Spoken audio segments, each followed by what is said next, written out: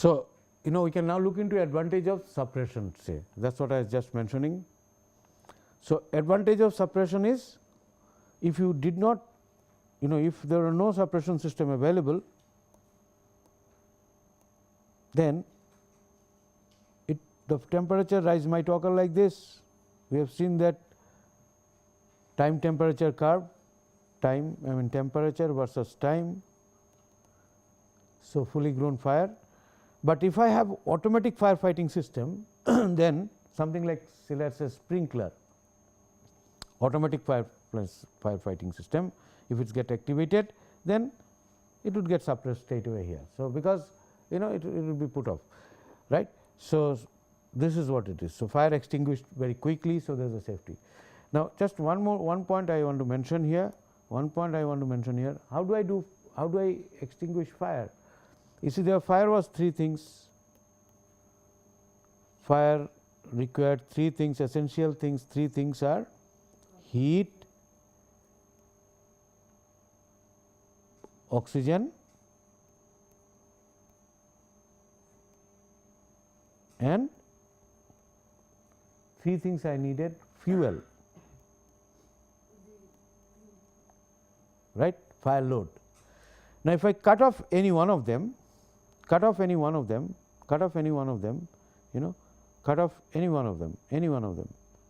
So, if you cut this, fire will get extinguished.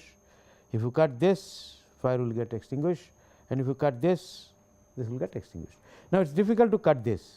I really cannot cut it, because fuel is the part of the building itself, fire load is a part of the building itself. I can actually cut this as well as this. So, generally when you have carbon dioxide, for example, if you, instead of oxygen, if you supply carbon dioxide from all sides to the fire. So, there is a flame, let us say there is a flame, there is a flame, there is a flame, there is a flame, and you supply carbon dioxide from all direction. Just for the understanding part of it, carbon dioxide comes from one direction, let us say, then fire will be extinguished, or some other similar sort of gas or solid. For example, if you put sand, even simply sand from all direction. So, you block the oxygen supply temporarily, cut off the oxygen supply. The moment you cut off the oxygen supply, fire gets extinguished. Then it has to ignite again if it is to start. So, water does this job, two jobs actually. Water removes the heat as well as cuts off the oxygen, but it should be put in such a manner. For example, you put water in one corner, then it is not going to happen, but it must come completely over an umbrella from all sides and cut off also the oxygen supply. Supposing you put a full bucket over the whole fire, then it gets suppressed because it cuts off the oxygen. But water has got high thermal capacity, specific heat is high, So, this would actually remove the heat as well, and it has got latent heat of evaporation. So, it will actually absorb the heat and then evaporate. So, a lot of it can absorb the heat as well and remove oxygen. So, therefore, water is the most common fire extinguishing element, agent, and that is why you have wet riser or dry riser, etc., but you can have carbon dioxide in some other places. Even automatic sprinkler system works on with water only largely, and is easily available, not costly. You do not have to produce them, nature has given us water.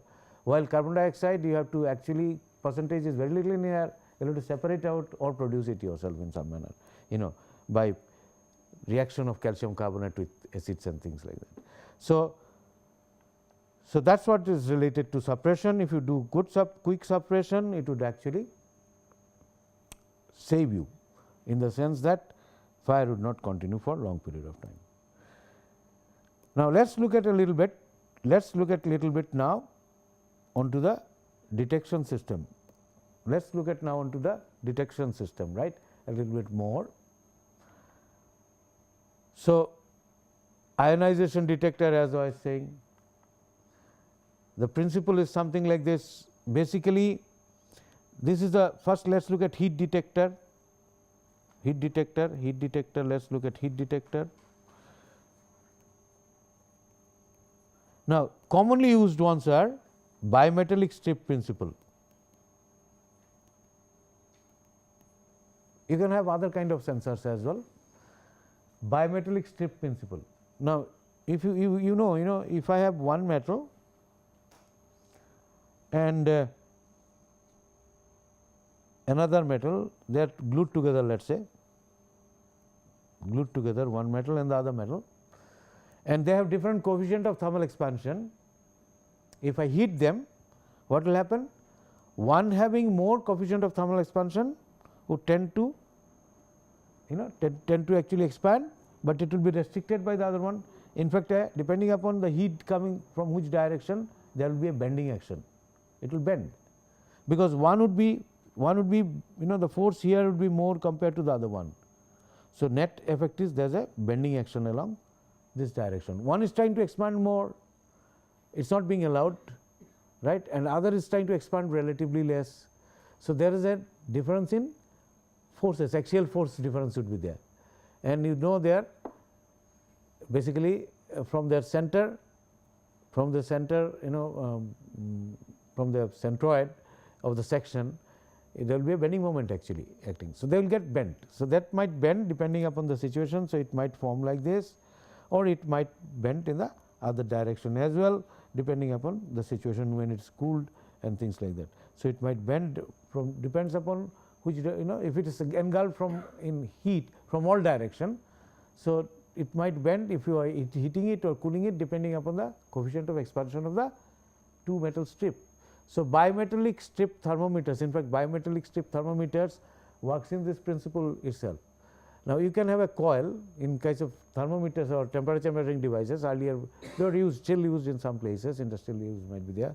So, if you have a coil, it will actually coil further or uncoil. If you have a coil spring like coil spring with two strips. So, two strips make a coil spring, plate together, bonded together, you make a coil spring. So, as you heat it, it would either it might coil depending upon how you have designed, and if you cool it, it will uncoil. So, therefore, there can be an analog arm, etc., but that is not our point. Here you have a bimetallic strip, this one is a bimetallic strip, this particular one, right. You have a bimetallic strip and you have a electrical connection through this, you have a electrical connection through this, right. So, you have electrical connection through this, it is connected external, this is contact terminals, and this there is a gap existing here, there is a gap existing here, right, gap. So, this is a bimetallic strip plate here, right, bimetallic strip plate here, here is a fire can come from this side, bimetallic strip plate here. So, when fire comes, this strip takes a position, when in case of fire, when the heat is sufficient, at sufficient heat, this might take a position like this, it might take a position like this. Instead of this strip being here, it gets heated up, bends in the opposite direction, and this will result in this, this will to come down, which means that this point will get contact, there will be a contact established. So, this terminal gets, the contact is established. Basic principle is something like this: you have a strip, you have a strip of this kind, you have a strip of this kind, right, strip of this kind, strip of this kind, other round strip of this kind in the beginning, and this is the connection to there is a connection from this one somewhere here. Initially it is disconnected, right. Now, as in case of fire, what will happen? In case of fire, this will bend in this manner. So, as a result, this one will come down and this comes down and connects. So, this strip will come down and the connectivity will be established through the contact points as soon as it reaches a specific temperature. It is designed for that kind of situation. Now, this electrical contact will establish the alarm system, it will trigger off an alarm, This is a basic, one of the basic principles. There can be other ones, for example, you might have these days there are other kind of temperature sensing devices, which one might use to actually. So, basically temperature rises up to certain point, it should trigger off the alarm. So, it should send the signal when the specified temperature has reached, which could be something like 400 to 500 degree centigrade depending upon the sensitivity. So, but you can see that it has to get heated up first. First heat has to generate, and heat generates later in the fire. heat generates later in the fire. So, they are not as sensitive as the other ones are, right. Now, ionization chamber, what it does? It has actually basically a sampling chamber. It has got a sampling chamber, and the gases that comes in the gas that comes in, the smoke or gas which comes in, it ionizes, it gets ionized actually under certain static electrical potential. So, there are cathode tube or some solid state circuit would be there to amplify the signal that you get. Now, in a reference chamber, some radiation would be there, some radiation source will be there, right, or some kind of source would be there. So, what it does, it ionizes the material that comes in, some the particulate or gas that comes in, and when it reaches, when you get that specific type of gases, this actually triggers off a signal. So, it detects the product of pyrolysis and samples it continuously, and when this samples, the smoke comes in, it breaks the circuit. It actually breaks the circuit by ionizing, allows the current to pass, and that can be actually detected. I mean, that can be signal alarm can be activated. Smoke detectors, as I said, they can be photodetectors. Smoke detectors can be photodetectors as well. So, what is there? Light would be normally passing through the sensing device. Light would be normally passing through the smoke, but when smoke comes, it does not allow light to pass in. So, light photodetectors, actually light normally light passes through it, but gets blocked by smoke. So, there as the smoke comes, the light does not pass. There is an alternative path through which actually the photodetector or the it will trigger off. If the light does not pass through this, it will trigger off actually sort of these are essentially photodetectors. So, basically photosensitive, light sensitive devices, which if the smoke comes, it will not, it will block the path. So, through the alternative path, the signal will be actually activated. So, this is other type. Flame detector, as I said, their flame detectors are infrared sensing devices, because heat, basically radiation heat radiation it would detect, because flame have a lot of infrared radiation or red radiation should be available. So, actually these are nothing but radiation detectors.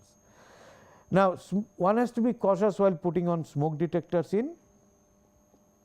If you put it on crown here, hot gases tend to accumulate. If you recollect, hot gases will tend to accumulate, hot gases will tend to accumulate, hot gases, smoke, etc., tend to accumulate here.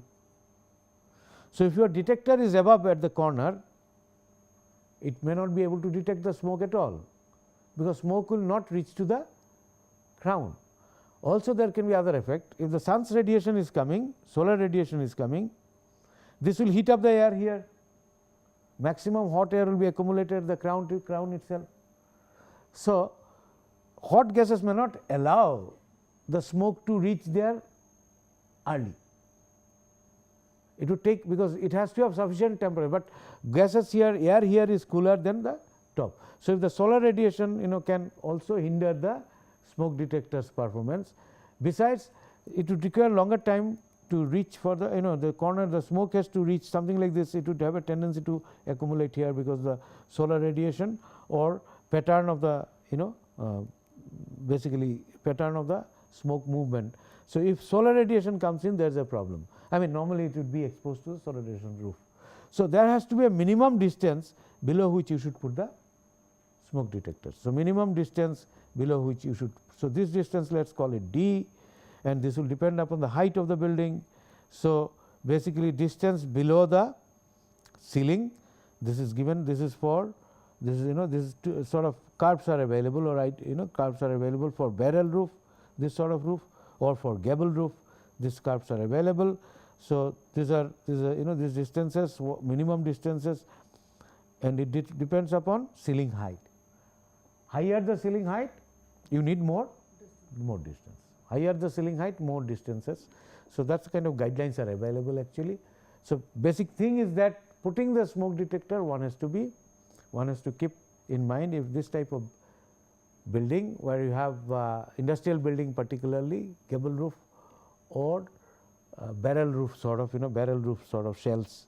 So, you have to be careful in putting them, because we use what is called north light roofing in industrial structures. So, north side light will come from this side, but this will also receive heat from the other side as well. So, light comes from this side. So, this is one precaution one is to take, and one can find out how much depth below what you should put in. Then coming to sprinklers. So, this is related to detectors, automatic detector system. I talked about the manual detector system. If every people are there in all corner of the houses all the time, people will detect, and that is fine, but that does not happen.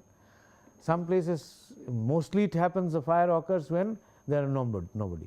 So, automatic detector system actually can detect it and it pass on to the alarm, and people can move about, right, to the safe places. That is the idea.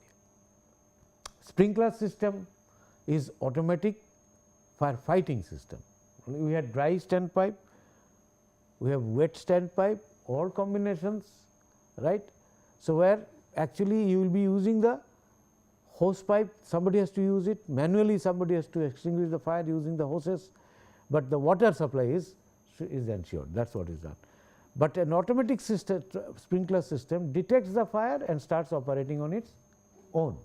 So, that is an automatic sprinkler system. So, if you have such kind of a system, obviously fire gets extinguished much faster. Now, essentially it will have a kind of a fusible link. It will have a kind of a fusible link, and this is basically a deflector at the top. You have a deflector at the top which will rotate and spread the spread the water in all directions through this. So, the water jet comes over it and gets spreaded in all direction. Water jet comes over it. Now, for water jet to start, you must have a fusible link here. When the temperature rises, this kind of link will break and allow water jet to reach here and then sprinkle along all direction, right. So, there is a restraining link which will, now simple link could be simply water filled glass tube, right, or some liquid filled glass tube.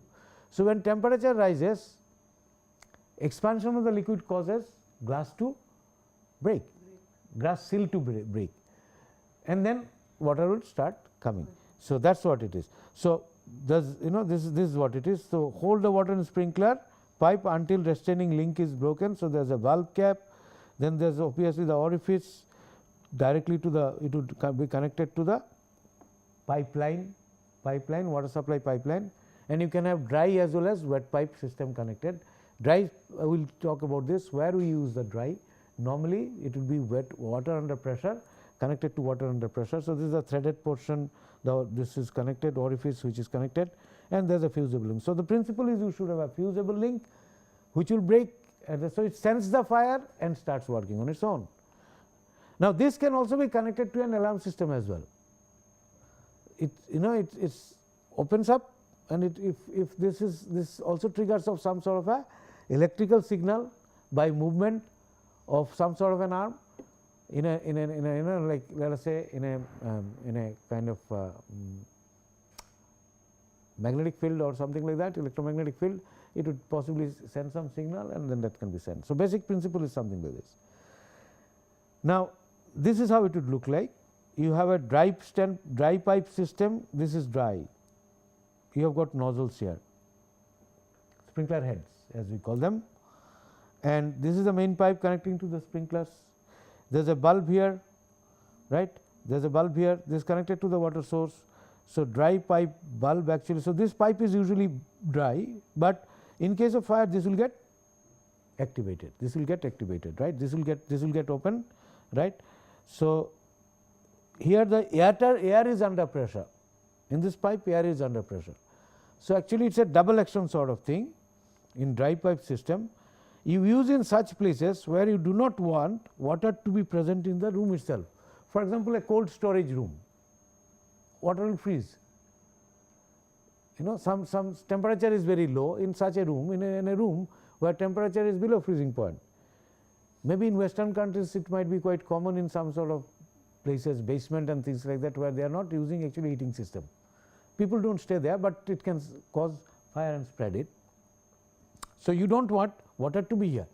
So, water comes only up to certain portion and it remains water, does not freeze to ice, and this portion, as soon as the fire occurs, it detects, basically the sprinkler head activates, and this also gets independently activated. So, once this is activated, the water turns coming this side, and then so this too should be connected to an activation system or detection system, which will actually. So, each one of them might start working, but there are systems where all of them can actually start sprinkling water simultaneously, right. So, it is also dry pipe system is used in such places where there is a scope or risk of freezing of water. In India, possibly it will be very little. Excuse me. In wet pipe system, this is this does not stop anywhere. The pipe is always full with water under pressure. So, as soon as one of the sprinkler gets activated, it starts sprinkling the water. It starts sprinkling the water, right. So, sprinkler piping with water under pressure, sprinkler heads are there, and water flows immediately through the open head, which gets activated. So, this is a wet pipe system, dry pipe system and wet pipe system. Now, a deluge system is one where all of them will get active. Anywhere it senses the fire, all will get activated simultaneously. So, once, because it will flood the whole system, create a deluge onto the whole floor. The wire risk is very high, and you do not have any risk of damage of the articles in the floor itself or in the room itself. Then you use this deluge system. So, it will flood off everything in one go. So, this is the water control valve, and water flows through all the sprinkler heads simultaneously. So, this is a deluge system, and then there is something called as pre-action system. Pre-action system gives you some time. There is a pre-action bulb, right. It opens, and there is a delay between this and sprinkler. Even if it gets activated, sprinkler is closed, and once activated fire. So, there is a gap between the water flow. So, there is a pre-action system, right. There is a gap between the sprinkler flow. There is the difference between this is, you may have a sensor here. In case of dry standpipe system, you may not have a sensor here, but this gets activated simultaneously with this. Here this gets activated later, this gets activated earlier, to warn the people first that sprinkler is also going to start operating. So, if you have to save something or do something, but the time gap is very small, if nobody is attending, obviously it will start automatically, but there is a small time gap between. So, there is a pre-action. So, there is a small time gap. So, until activated by fire, and sprinkler piping does not contain water initially like the dry system, and this pre-action valve starts operating. So, there is a time lag existing. This is the difference between dry pipe system and this one. Both has got air, but in that one air was under pressure. So, the moment sprinkler get activated, water will start flowing, right. Here there is an activation system here, which would give a signal and tell you that it is going to start. So, if you have to do something, remove something or quickly, if you can do, then you have to, so this gives a time for pre-action. Now, spacing of the sprinkler, it should be, one must know from the manufacturer what is this radius, what is this radius, depending upon the height from the ceiling. So, sprinkler head is here. Now, how much is this diameter? One has to know. it should be such that there is a full overlap of the full overlap. So, spacing should be same as the S should be same as the radius itself, S should be same as the radius itself. So, that there is a full overlap, right. So, basically it forms a kind of an umbrella from the sprinkler head, water flows, and it's actually sprinklers are more efficient. Why? Because water particles are now of large finer size. So, large surface area, it can absorb a lot of heat, and since lot of water is sprayed, it can also suppress some amount of oxygen supply also, it cuts off somewhat. So, you like the sprinklers press the water as very fine particles. So, absorption of water is high, but then you need actually some kind of overlap, and therefore, radius spacing should be same as the radius, the spacing and radius should be same. So, this is one thing. The guidelines are available, and it would depend upon the height, because if you know at what height how much area it covers. So, you can have concealed type of sprinkler head, do not see them normally at somewhat above level, right. So, there are various kind of look is possible. Sprinklers are actually somewhat inside, and some cases it may be straight away seen at the top and things like that. Okay, if I look at the sprinkler pipe riser, it could be here, or it could be there, or it could be there, or it could be there. That is the main pipe. This is the ceiling plan. This actually is ceiling plan, right. This is the ceiling plan as you see from the bottom, and these are the sprinkler heads. These are the sprinkler head. The pipe that carries the water from the below is this one main pipe, and then this is like this, then this spreads in arms. Or I can have pipe in this corner, we can have pipe in this corner, pipe in this corner, or depending upon what is convenient and what is economical, because your location of the pipe, it should be close to your other water supply duct and things like that. You can't make a specific, the cost has to be seen. So, this arrangements could be various. You can be having central or side central, central end and side end, corner, etc. So, we still continue with fire suppression, right, and the extinguishing material, what you use. For example, you use water, some cases you might use carbon dioxide as I said, but that depends upon your combustible material. So, there are classes, extinguisher classes for example, on the basis of fire classification. So, A is the ordinary fire,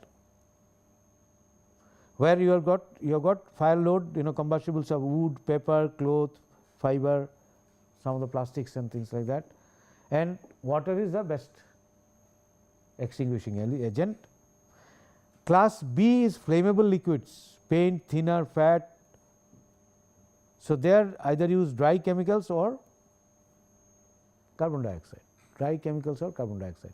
So, if you have a kitchen, not the hotel kitchen or something like that, and not in Indian stuff much, but they use big pan where they are using fat sort of it. So, fat can catch fire, oil, fats etc. can catch fire, and therefore, there the water would actually create more problem than solving it. So, carbon dioxide is the best. Then electrical transformer, this is a class C type, right. So, C class fire would mean electrical transformer, fuse boxes, carbon dioxide again. So, there use carbon dioxide again, dry chemicals or carbon dioxide. And combustible metals, magnesium, sodium, potassium etc. Sodium chloride is used, or dry powders are used to dry powders, chemicals actually, or even it could be sand, fine sand, but like whatever like sodium chloride, sand or very such material that you would have seen those old railway stations. I do not know you see them now or not. They will have buckets filled with right water, and one empty bucket and rest all filled with sand and things. Yes. So, there are other dry chemical powders actually, right, which the name is not known, but their specifications might be available in the code. Okay. Then you have carbon dioxide system, let us say. Now, one problem with the, so you have seen that carbon dioxide is used in many places, except for the metals you can use carbon dioxide. Water obviously you will be using most commonly. B and C type we use carbon dioxide. Now, one problem with the carbon dioxide is you have to have people removed.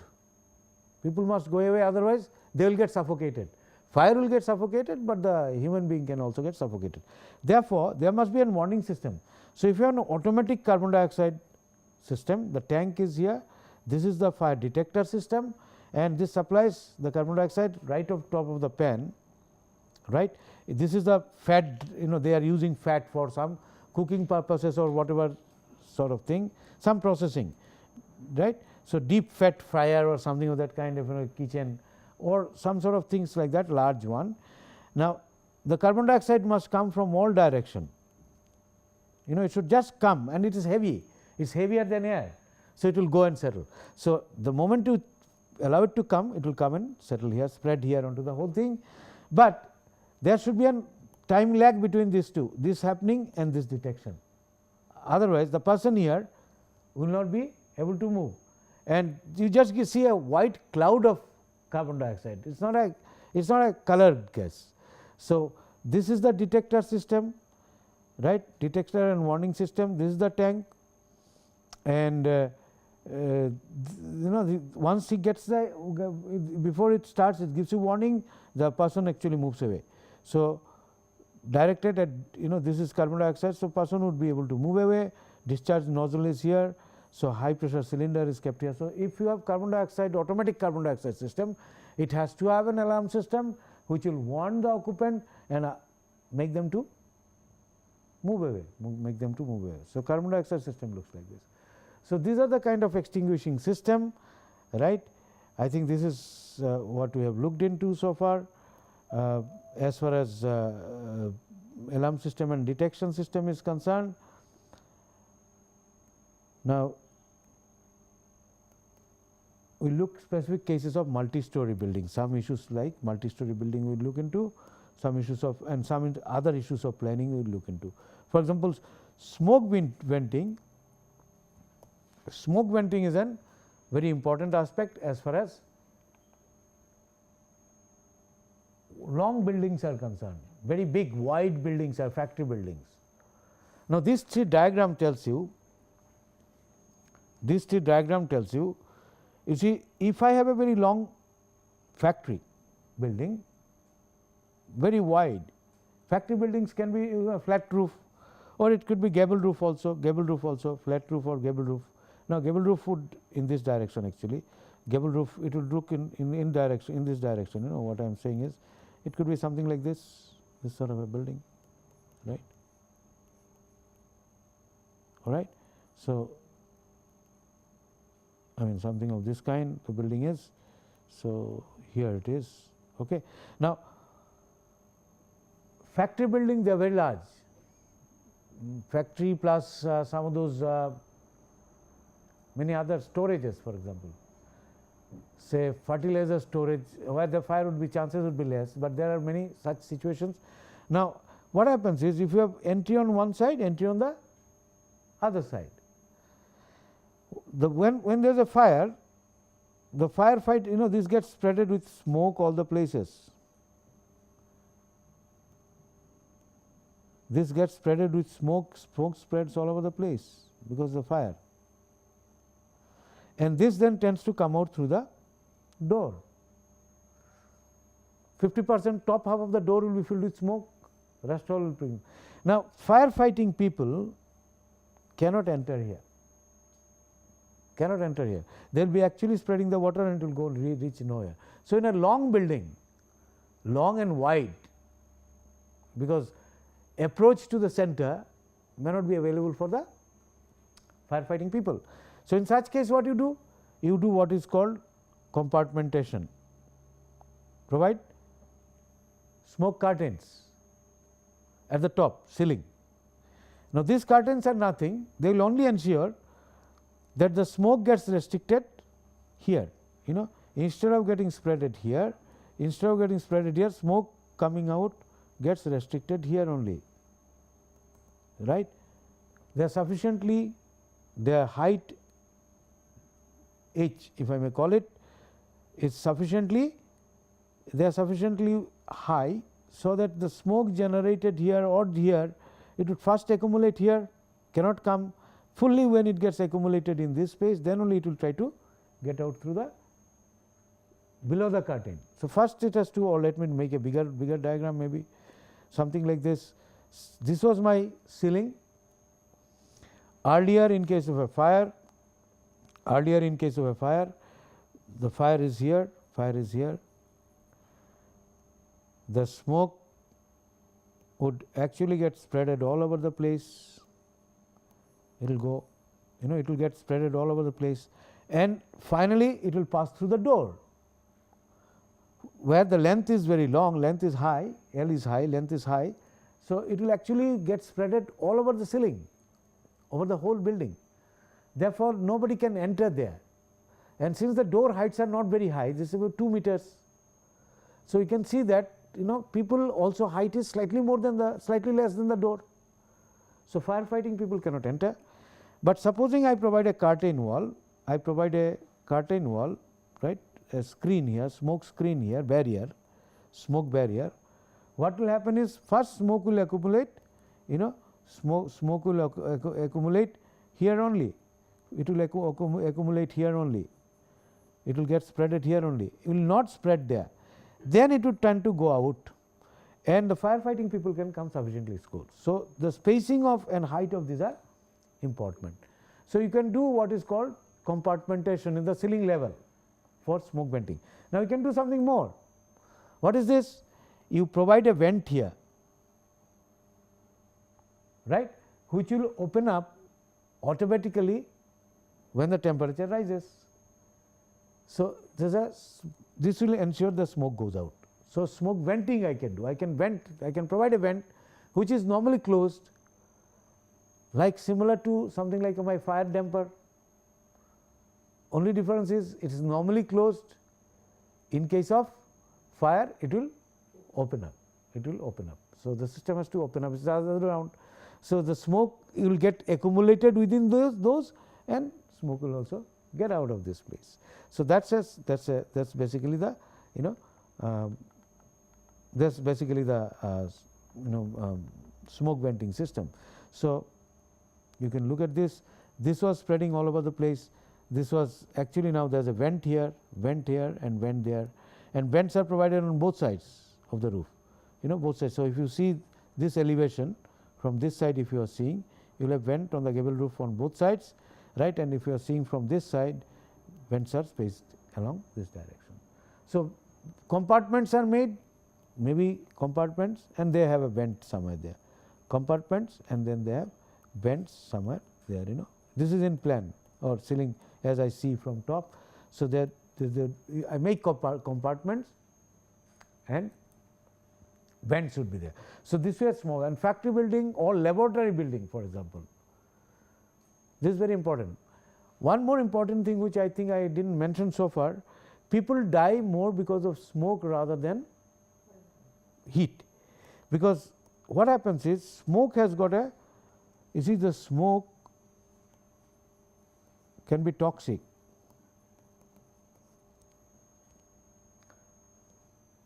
So, not only that your visibility is reduced, visibility is reduced.